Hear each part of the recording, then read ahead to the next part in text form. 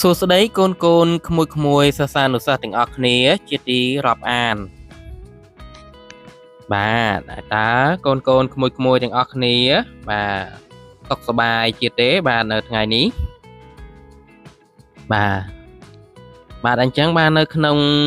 មេរៀននេះបាទលោកគ្រូនឹងបង្រៀនអំពីប្រមាណវិធីលើរង្វាស់ពេលបាទប្រមាណវិធីលើរង្វាស់ពេលនេះបាទគឺលោកគ្រូស្រង់យកលំហាត់ពីសៀវភៅគណិតវិទ្យាថ្នាក់ទី6បាទយកមកដើម្បីសិក្សាទាំងអស់គ្នាណាកូនបាទអញ្ចឹងបាទលំហាត់របស់យើងបាទលោកគ្រូស្រង់យកប្រមាណវិធីបូកនិងប្រមាណវិធីដកបាទអញ្ចឹងបាទដើម្បីធ្វើប្រមាណវិធីបូកឬដករង្វាស់ពេលបាទយើងត្រូវសរសេរលេខខ្ទង់ម៉ោងនាទីបាទនិងវិនាទីឲ្យត្រូវជួរគ្នាបាទរួចបូកឬដកពីលើចុះក្រោមចាប់ពីស្ដាំទៅឆ្វេងណាកូនបាទបើផលបូកនៅខ្ទង់វិនាទីឬនាទីមានតម្លៃស្មើនឹង60ឬធំជាង60បាទយើងត្រូវបដូរជានាទីឬម៉ោងរួចបូកនឹងខ្ទង់ខាងឆ្វេងបន្ទាប់បាទមួយទៀតបើតួដកទី1នៅខ្ទង់វិនាទីឬនាទីមានតម្លៃតូចជាងតួដកទី2បាទយើងត្រូវខ្ចី1នាទីឬ1ម៉ោងនៅខ្ទង់ខាងឆ្វេងបន្ទាប់រួចធ្វើប្រមាណវិធីដកបាទឥឡូវបាទលោកគ្រូសូមយកលំហាត់កបាទយកមកដោះស្រាយជាមុនបាទលំហាត់ករបស់យើងបាទគឺ3ម៉ោង25នាទី45វិនាទីបាទបូកឲ្យ4ម៉ោង9នាទី56វិនាទីបាទឥឡូវយើងចាប់ផ្ដើមធ្វើការបូកទាំងអស់គ្នាកូនបាទយើងត្រូវរាយលេខរបស់យើងឲ្យត្រូវតាមខ្ទង់វិនាទីខ្ទង់នាទីខ្ទង់ម៉ោងអញ្ចឹងមកណាកូនបាទដើម្បីយើងងាយស្រួលក្នុងការបូកបាទវិនាទីតាមវិនាទីនាទីតាមនាទីម៉ោងតាមម៉ោងបាទឥឡូវយើងធ្វើការបូកមកណាកូនអញ្ចឹងបាទຂະຫນាតវិនាទីរបស់យើងបាទយើងសរសេរឡើងវិញមកណាកូនបាទឥឡូវយើងធ្វើការបូកຂະຫນាតវិនាទីមុនបាទ5បូក6បាទស្មើ11បាទ11លោកគ្រូសរសេរលេខ1បាទត្រាទុក1បាទ4បូក5បាទស្មើ9 9បូក1បាទស្មើ10បាទលោកគ្រូសរសេរលេខ10នៅខាងក្រោមនេះបន្ទាប់មកបាទຂະຫນាតនាទីរបស់យើងគឺយើងសរសេរឡើងវិញមកបាទបន្ទាប់មកយើងចាប់ផ្ដើមបូកបន្តទៀតបាទ5បូកឲ្យ9បាទស្មើ14បាទ14លោកគ្រូសរសេរលេខ4ត្រាទុក1បាទ0បូក2 2បូកត្រាទុក1ទៀតបាទ3បាទបន្ទាប់មកទៀតបាទយើងសរសេរຂະຫນាតម៉ោងឡើងវិញមកបាទអញ្ចឹង4បូក3បាទស្មើ7បាទឥឡូវកូនមើលបាទលទ្ធផលនៃការបូករបស់យើងនេះបាទគឺបានបូករួចហើយបាទប៉ុន្តែបាទយើងមើលគឺវាមិនទាន់យកជាការបានទេណាកូនបាទដោយសារតម្លៃវិនាទីបាទគឺធំជាង60បាទអញ្ចឹងយើងត្រូវយក101ហ្នឹងបាទទៅចែកឲ្យ60ក្នុងវិនាទីទេណាកូនបាទដើម្បីយើងបានតម្លៃវិនាទីឲ្យនៅក្រោម60វិនាទីណាកូនបើសិនយើងយកតម្លៃស្មើ60វិនាទីបាទគឺវាស្មើនឹង1នាទីហើយបាទអញ្ចឹងគឺយើងយកតម្លៃក្រោម60វិនាទីបាទអញ្ចឹងបាទយើងយក101បាទចែកឲ្យ60មកបាទយើងដាក់បាន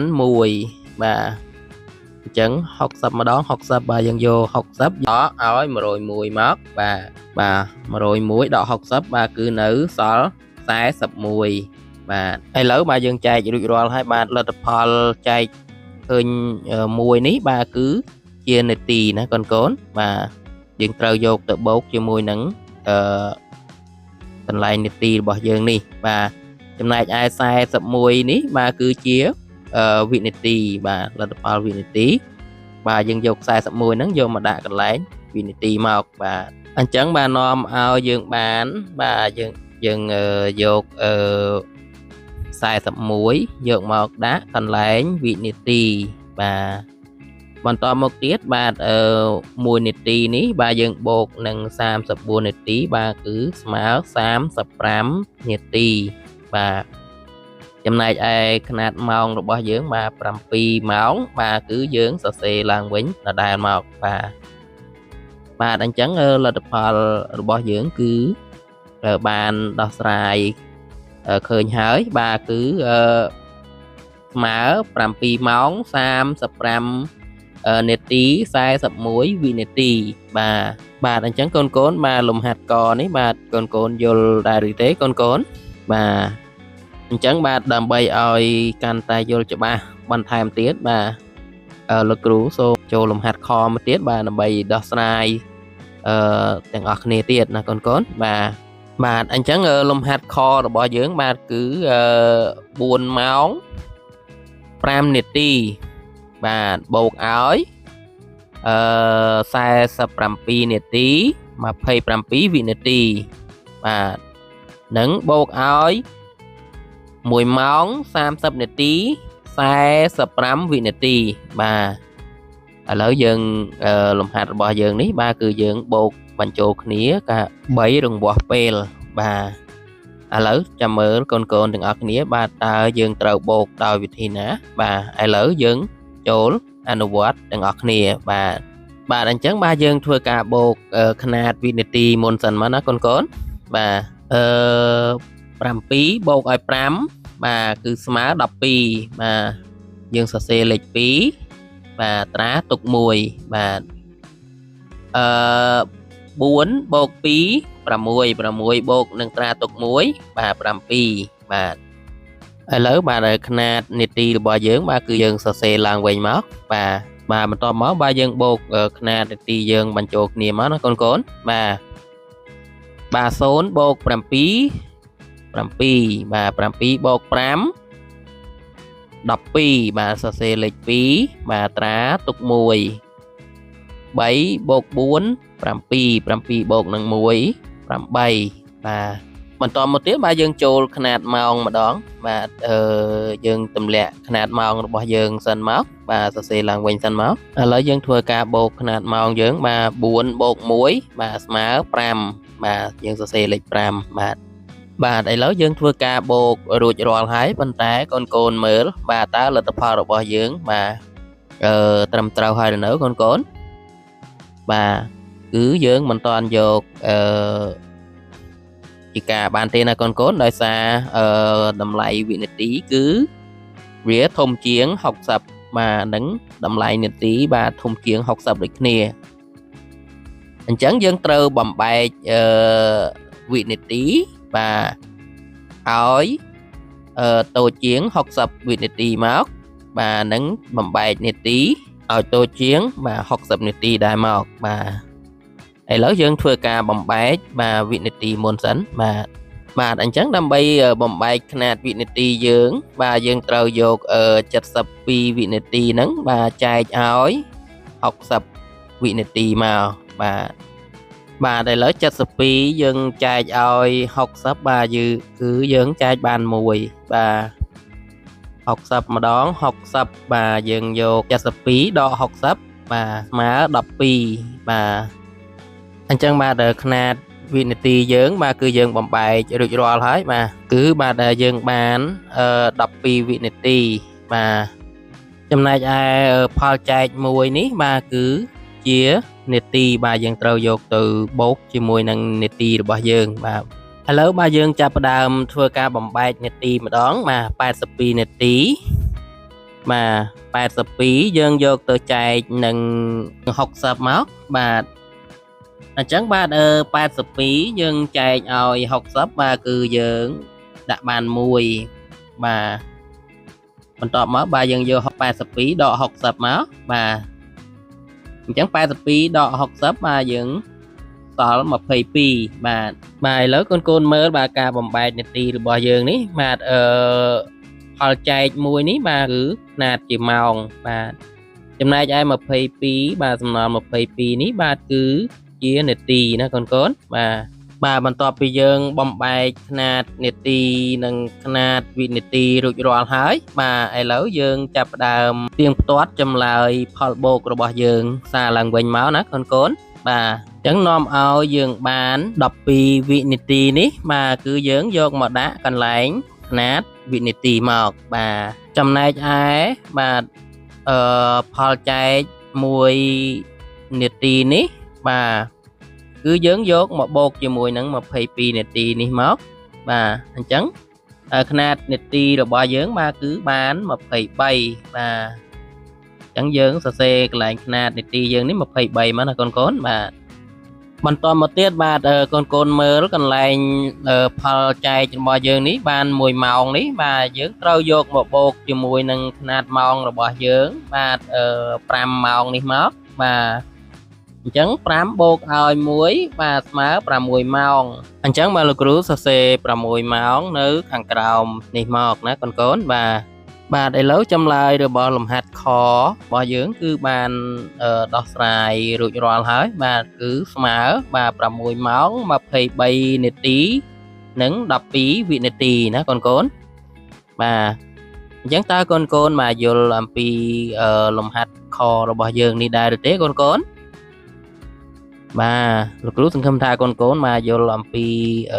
ប្រមាណវិធីបូកលើបាទរង្វាស់ពេលនេះហើយណាកូនបាទអញ្ចឹងបាទលោកគ្រូសូមចូលទៅលំហាត់គោបាទអញ្ចឹងលំហាត់គោយើងបាទគឺចូលទៅប្រមាណវិធីដកម្ដងណាកូនបាទអញ្ចឹងលំហាត់គោរបស់យើងបាទគឺបាទ12ម៉ោង5នាទី25វិនាទីបាទដកឲ្យ5ម៉ោង49នាទីនិង40វិនាទីបាទឥឡូវបាទកូនបាទឥឡូវយើងមើលពីរបៀបដកប្រមាណវិធីលើរង្វាស់ពេលម្ដងណាកូនបាទអញ្ចឹងវិធីដកលើរង្វាស់ពេលបាទគឺខុសពីវិធីបូកនៃរង្វាស់ពេលរបស់យើងបាទដោយសារវិធីដកនៃរង្វាស់ពេលបាទគឺយើងមានលេខដែលត្រូវខ្ចីបាទគឺលេខដែលត្រូវខ្ចីពីនាទីខ្ចីពីម៉ោងបាទអញ្ចឹងបាទឥឡូវយើងមើលពីរបៀបដកទាំងអស់គ្នាណាកូនបាទឥឡូវកូនមើលបាទ25វិនាទីនេះបាទគឺយើងបាទវាតូចជាង40វិនាទីបាទអញ្ចឹង25វិនាទីយើងមិនអាចយក40ទៅដកបានទេបាទអញ្ចឹងយើងត្រូវខ្ចីពីខាងនាទីរបស់យើង1នាទីមក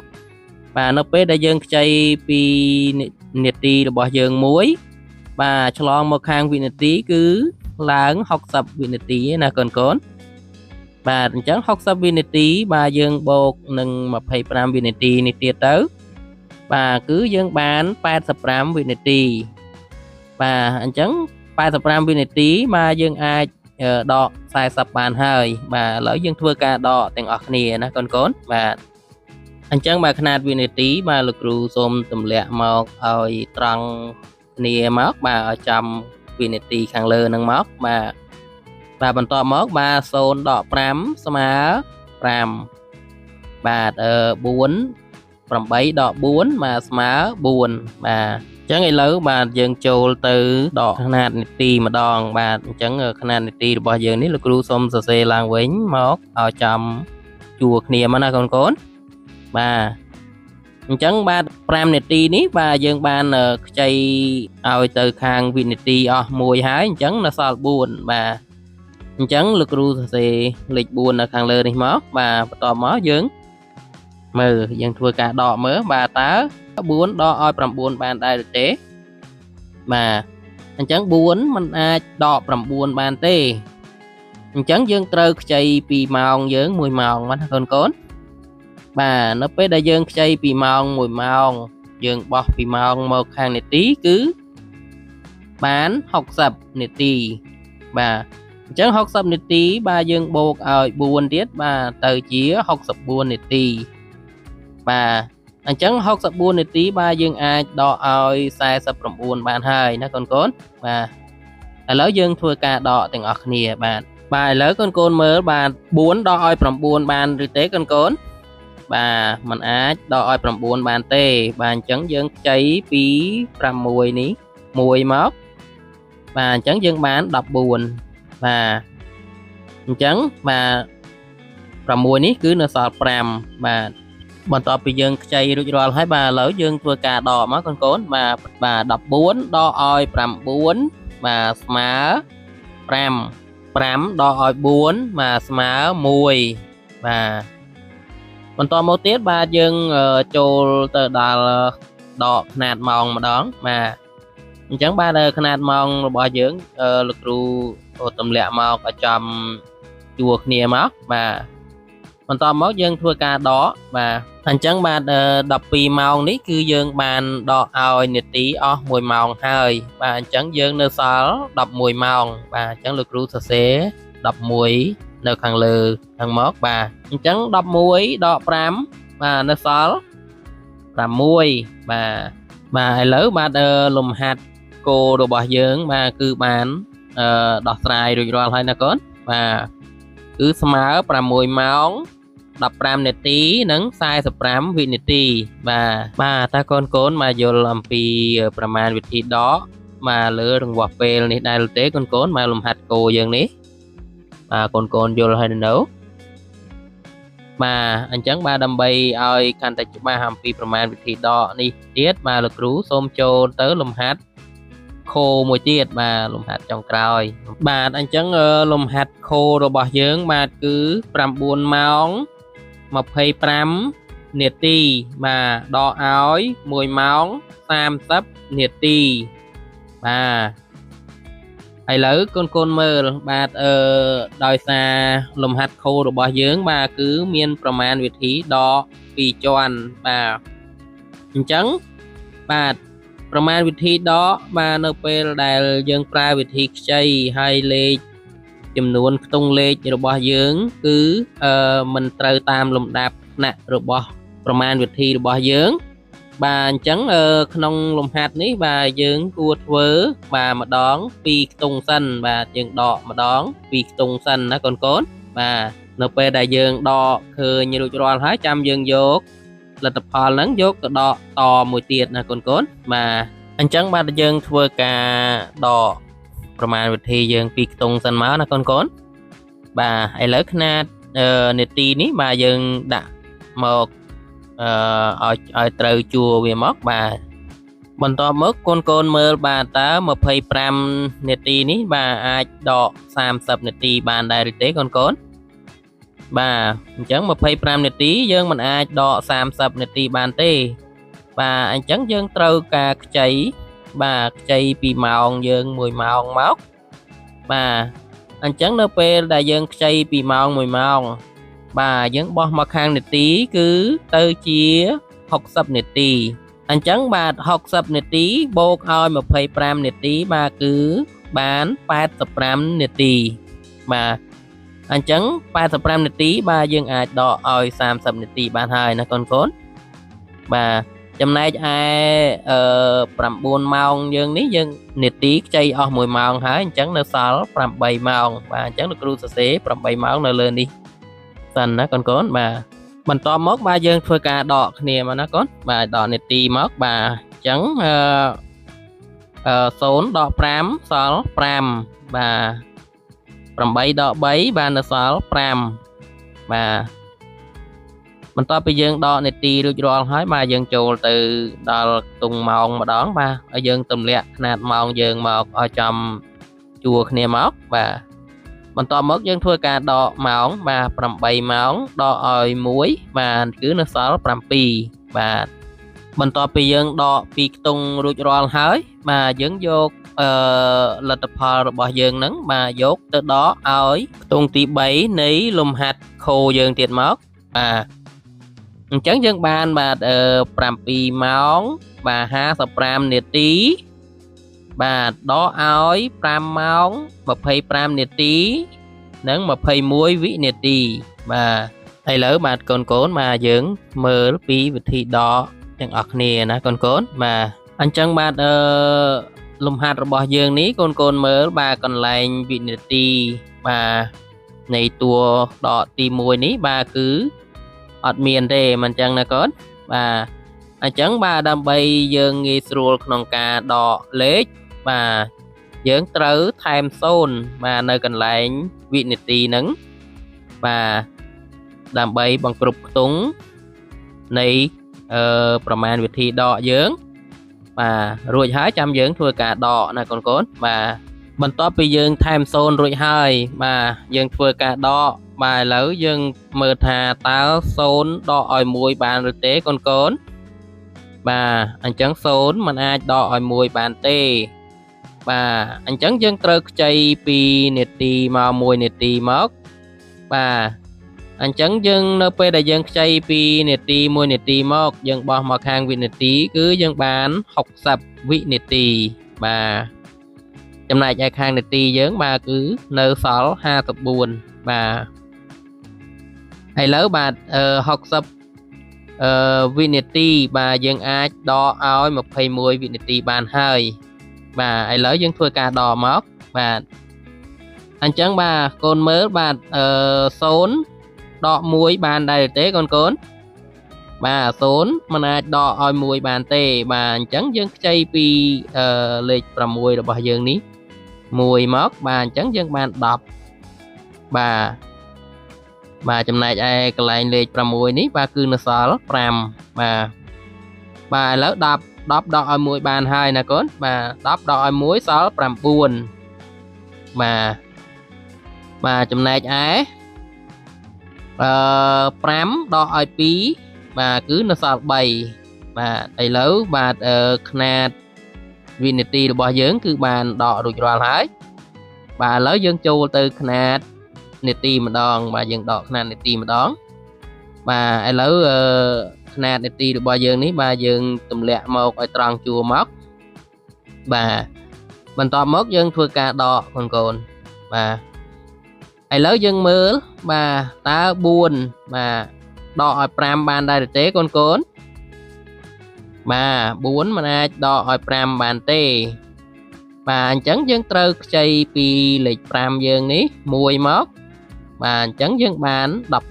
14បាទនៅពេលដែលយើងខ្ចីពីលេខ5នេះ1បាទអញ្ចឹងលេខ5នៅសល់4បាទអញ្ចឹង14ដក5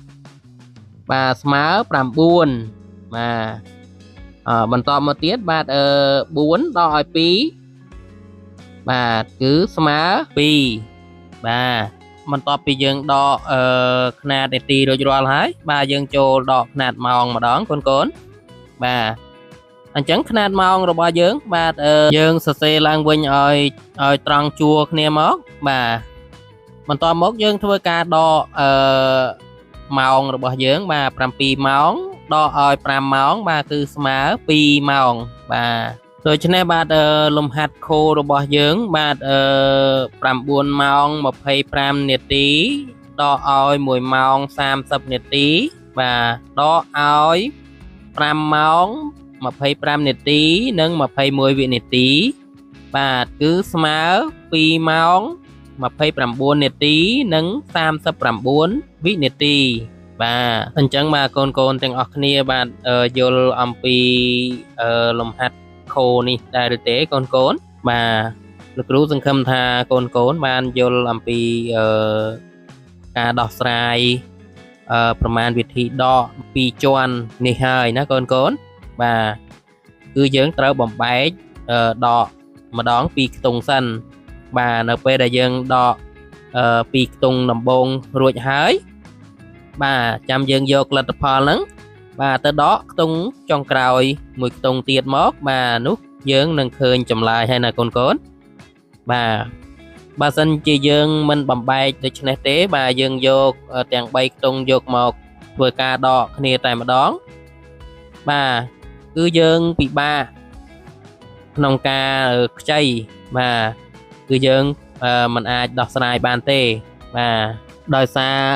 លំហាត់ខូយើងនេះបាទគឺមានតួដកពីខ្ទង់បាទដែលវាមានត្រឹមតែຂະຫນາດម៉ោងនិងຂະຫນາດនាទីបាទចំណែកឯខ្ទង់ទី3បាទគឺមានទាំងຂະຫນາດម៉ោងຂະຫນາดនាទីនិងຂະຫນາດវិនាទីបាទអញ្ចឹងបាទនៅពេលដែលយើងថែម0បង្គ្រប់ខ្ទង់បាទហើយយើងដកបាទនៅពេលដែលយើងប្រើប្រមាណវិធីខ្ចីគឺយើងពិបាកក្នុងការគណនាបាទអញ្ចឹងបាទមានតែវិធីបំបែកដកម្ដងពីខ្ទង់ទេបាទទើបយើងអាចដោះស្រាយលំហាត់យើងបានស្រួលណាកូនបាទអញ្ចឹងមេរៀនរបស់យើងនៅពេលនេះបាទគឺដល់ទីបញ្ចប់ហើយណាកូនបាទសង្ឃឹមថាកូនបាទចេះអំពីរបៀបដករង្វាស់ពេលនិងបូករង្វាស់ពេលរបស់យើងនេះហើយបាទអញ្ចឹងបាទសូមកូនទាំងអស់គ្នាបាទខិតខំរៀនសូត្របន្ថែមទៀតណាកូនអញ្ចឹងបាទលោកគ្រូបាទសូមអរគុណសូមជម្រាបលាបាទជួបគ្នានៅមេរៀនក្រោយទៀតណាកូនបាទ